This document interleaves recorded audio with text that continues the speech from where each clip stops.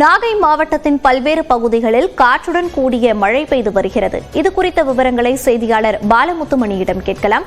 பாலமுத்துமணி, தற்போது அங்கு மழை பொழிவானது எவ்வாறு உள்ளது? விவரங்கள்.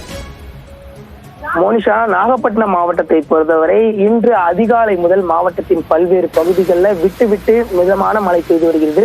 மழையோடு கூடிய காற்றும் தற்பொழுது வீசி வருவதுதான் தற்பொழுது நாகப்பட்டினம் மாவட்டத்தில் உள்ள கள நிலவரமாக உள்ளது. குறிப்பாக சொல்ல வேண்டும் என்றால் நாகப்பட்டினம் மாவட்டத்தில் நாகூர், பட்டச்சேரி, தெத்தி, வெளிப்பாளையம், புத்தூர், பறவை, வேளாங்கண்ணி, திருப்பூண்டி, திட்டச்சேரி, திருமருகல், திருக்குவளை, கீழ்வேலூர் என மாவட்டத்தின் பல்வேறு பகுதிகளில் மழை பெய்து வருகிறது. குறிப்பாக வேதாரண்யம் மற்றும் அதன் சுற்றுவட்டார பகுதிகளில் கிட்டத்தட்ட 8 சென்டிமீட்டர் மழையானது பதிவாகியுள்ளது. இந்த சூழல்ல தற்பொழுது மாவட்டத்தின் பல்வேறு பகுதிகளில் குளிர்ச்சியான சூழலோடு பரவலாக மழை பெய்து வருகிறது.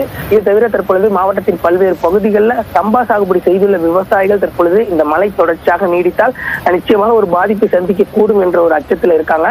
தொடர்ச்சியாக ஏற்கனவே பெய்த மழையில் இருந்து தற்பொழுது விவசாயிகள் மீண்டும் வரக்கூடிய சூழல்ல மீண்டும் மழை என்பது விவசாயிகளை சற்று கலக்கமடைய செய்துள்ளது.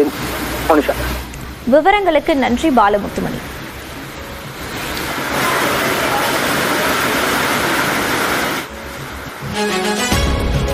சீர்காழி சுற்றுவட்டார பகுதிகளில் காற்றுடன் கூடிய மிதமான மழை பெய்து வருகிறது. விவரங்களை செய்தியாளர் பிரசன்னா வழங்க கேட்கலாம். பிரசன்னா, சீர்காழி சுற்றுவட்டாரத்தில் மழை பொழிவு எப்படி உள்ளது? விவரங்கள். சீர்காழி சுற்றுவட்டார பகுதியில் காற்றுடன் கூடிய மிதமான மழை காலை தொடங்கியது. தற்போது கனமழையாக மாறிவிட்டது.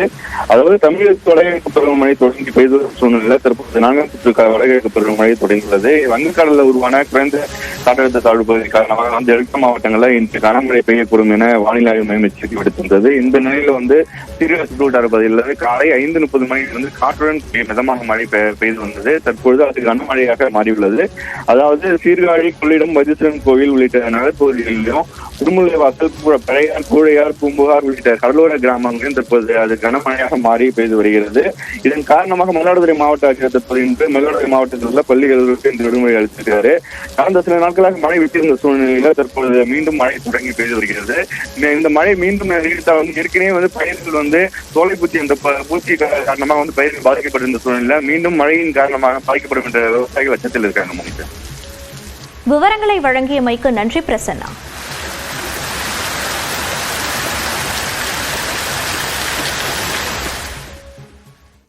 கௌதம் அதானி தன்னை சந்திக்கவில்லை என்றும் தானும் அவரை பார்க்கவில்லை என்றும் சட்டப்பேரவையில் முதலமைச்சர் மு.க.ஸ்டாலின் தெரிவித்துள்ளார். அதானி மீதான ஊழல் குற்றச்சாட்டில் நாடாளுமன்ற கூட்டுக்குழு விசாரணையை ஆதரிக்க தயாரா என்று பாமக மற்றும் பாஜகவை வினவியுள்ளார்.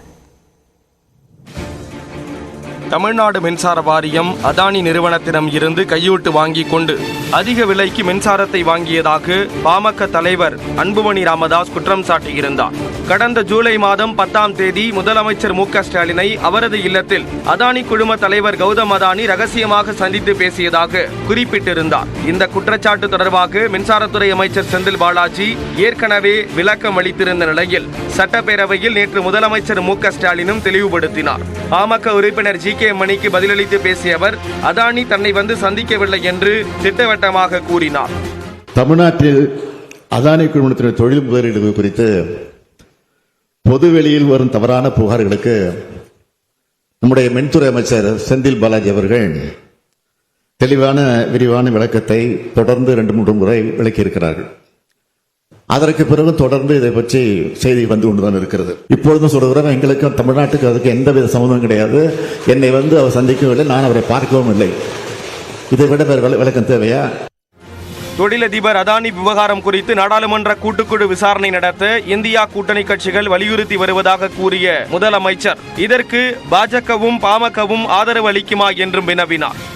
அதானி நிறுவனத்துடைய முதலீடுகளை வைத்து தமிழ்நாடு அரசுக்கு களங்கம் கற்பிக்கக்கூடிய நினைக்கக்கூடியவர்களுக்கு நான் எழுப்பக்கூடிய கேள்வி என்னவென்று கேட்டால், அதானி மீது சொல்லப்பட்டிருக்கக்கூடிய குற்றச்சாட்டுகள் குறித்து பாராளுமன்ற கூட்டுக்குழு விசாரணை அமைக்க வேண்டும், அந்த விவகாரம் குறித்து நாடாளுமன்றத்தில் விவாதிக்க வேண்டும் என்று நாடாளுமன்றத்தில் இந்தியா கூட்டணி கட்சிகள் முழக்கம் எழுப்பி வருகின்றன. திமுக மீது குறை சொல்லிக் கொண்டிருக்கக்கூடிய பாஜகவோ பாமகவோ இந்த கோரிக்கையை ஆதரிக்க தயாராக இருக்கிறதா நாடாளுமன்றத்தில்? இந்நிலையில் அதானி முறைகேடு விவகாரத்தில் நாடாளுமன்ற கூட்டுக்குழு விசாரணையை ஆதரிக்க தயார் என்று பாமக தலைவர் அன்புமணி ராமதாஸ் தெரிவித்துள்ளார். இது தொடர்பாக அவர் வெளியிட்டுள்ள அறிக்கையில், அதானி விவகாரத்தில் நாடாளுமன்ற கூட்டுக்குழு விசாரணையோ அல்லது வேறு எந்த விசாரணையோ அனைத்தையும் ஆதரிக்க பாமக தயாராக இருப்பதாகவும் இதில் பாமகவுக்கு எந்த தயக்கமும் இல்லை என்றும் குறிப்பிட்டுள்ளார். ஆனால் தமிழ்நாடு மின்சார வாரியத்திற்கு அதானி குழுமம் கையூட்டு கொடுத்ததாக அமெரிக்க நீதிமன்றத்தில் தொடரப்பட்டுள்ள வழக்கில் கூறப்பட்டிருக்கும் குற்றச்சாட்டு குறித்து முதலமைச்சரின் பதில் என்ன என்று வினவியுள்ளார். மேலும் இந்த குற்றச்சாட்டு குறித்து சிபிஐ விசாரணைக்கோ அல்லது உச்சநீதிமன்றத்தின் நேரடி கண்காணிப்பில் சிறப்பு புலனாய்வு பிரிவின் விசாரணைக்கோ ஆணையிடுவதற்கு தயாரா என்பதை முதலமைச்சர் அறிவிக்க வேண்டும் என்றும் அன்புமணி ராமதாஸ் வலியுறுத்தியுள்ளார். இதனிடையே சென்னை விமான நிலையத்தில் செய்தியாளர்களை சந்தித்த துணை முதலமைச்சர் உதயநிதி ஸ்டாலின், முதலமைச்சர் தெளிவாக கூறிய பிறகும் அதானி முதலமைச்சரை சந்தித்ததாக மீண்டும் மீண்டும் குற்றச்சாட்டு வைப்பதில் அர்த்தம் இல்லை என கூறினார். மின்சாரத்துறை அமைச்சர் செந்தில் பாலாஜி தெளிவாக சொல்லிட்டாரு. மீண்டும் மீண்டும் குற்றச்சாட்டு வைப்பதில் அர்த்தமே இல்லை.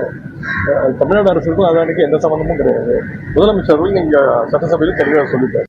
அதானி விவகாரம் குறித்து விவாதிக்க நாங்கள் தயார் என்றும் உதயநிதி ஸ்டாலின் தெரிவித்தார்.